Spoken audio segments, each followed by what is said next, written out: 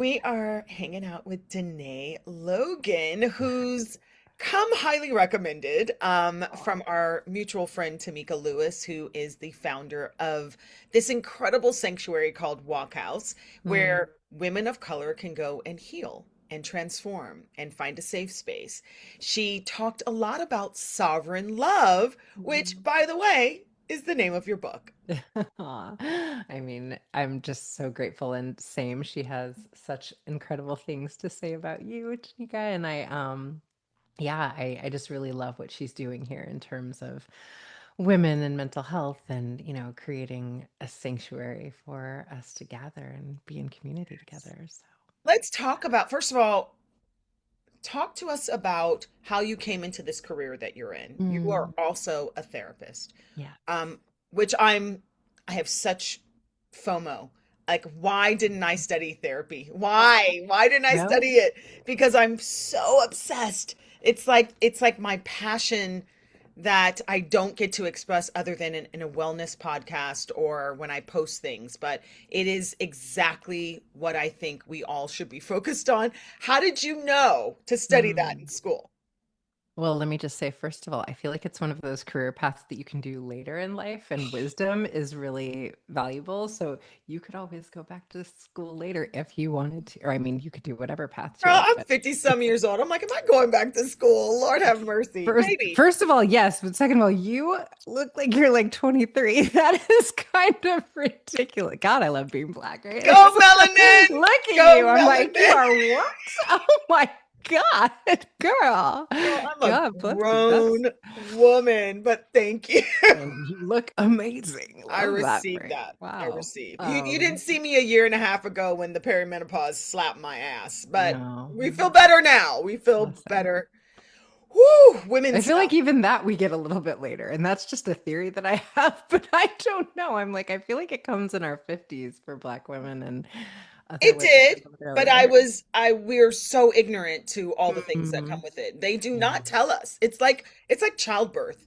You really Mm, don't know what you're getting into until you're like, what is happening? My whole ass exploded, right? We don't know. We don't know. It's the same thing with perimenopause. They keep it mm. quiet so that we don't cause a ruckus or something, but it's awful. Well, I think and similar to childbirth, I think there's so many things about the experience of women and, like our feminine cycles of life and how things we come into these thresholds of initiation that we don't really have containers for because we don't have elders that are sort of speaking to this is what this is going to be and this is why it's important to hold yourself through this period in this way and yeah, so I think that's part of like what I feel so passionate about is like we've lost the village and there's all of these ways that trying to do this nuclear family thing of like I'm just supposed to figure it out by myself. It's really challenging for our psyche. I think it's compounded by the fact that our elders they have this code of, oh, Mm, we don't speak about it. that's right. It's just doing us more harm. And my particular family, we were isolated in Los Angeles, where the Mm, rest of our family was in Ohio. So there were no elders around to have these discussions. So you're 100% right. We've lost the village. We must reclaim it. mm. And so we are sort of on islands going, what? What's happening? Yeah, absolutely.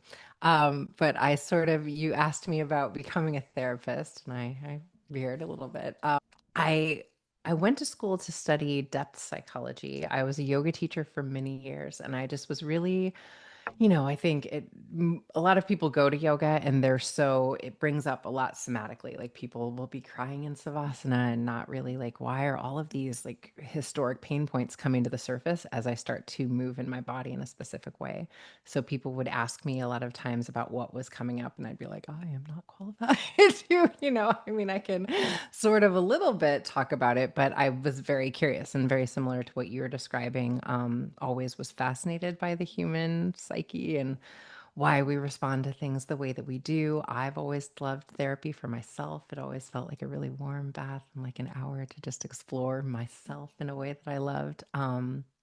And I was really interested in psychology from a more spiritual component. And so depth psychology, and I'm always like depth because people think I'm saying death psychology.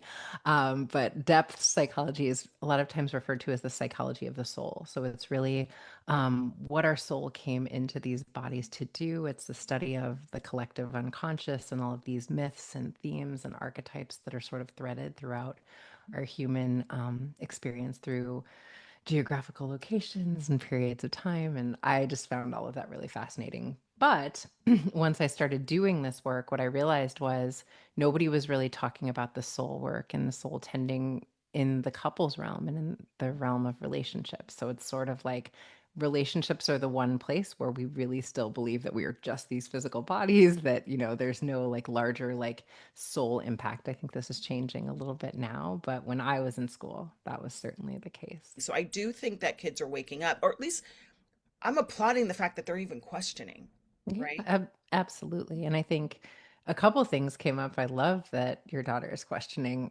Honestly, I think when I was younger, I was very much opposed to religion and kind of thought it was, ridiculous, and sort of like I would hear things in the black church that just like didn't jive with me, right? Like about homosexuality or like how women needed to submit, and I'd be like, forget that.